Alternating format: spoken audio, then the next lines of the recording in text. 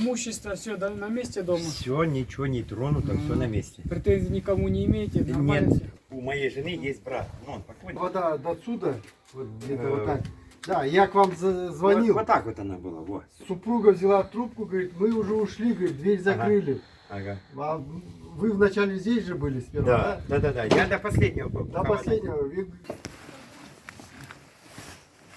Милиции помогает даже деду моему. Молодец большое, спасибо ему. Ну и ребята все тут дежурят ночами допоздна и утром рано. Все, они тут нас охраняют. Спасибо всем большое. Вот так вот. Вот так воды Это было, да? дождь прошел и смыло, а так была полоса. Вот так вот была водичка здесь.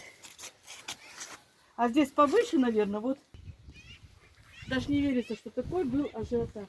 Вот эта вода вся вот туда шла. Знаете, как страшно. У соседей что, появлялись? Нет, вот эти, которые... Они появляются, там Вот, окна стоят, снимают, они стоят сейчас они. там стоят.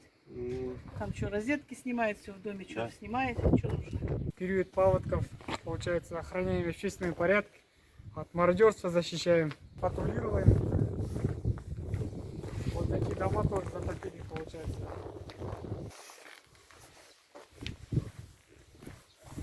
Обойдите дом.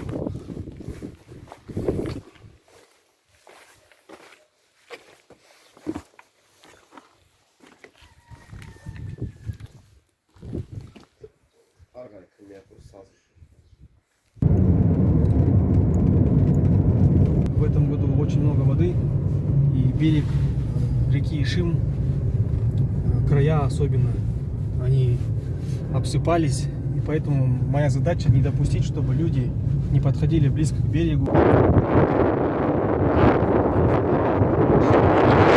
Мост.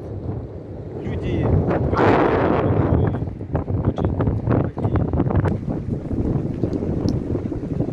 Уважаемые граждане, попрошу покинуть опасную зону. Во избежание гибели совершенно опасно. Не подходим к обрыву.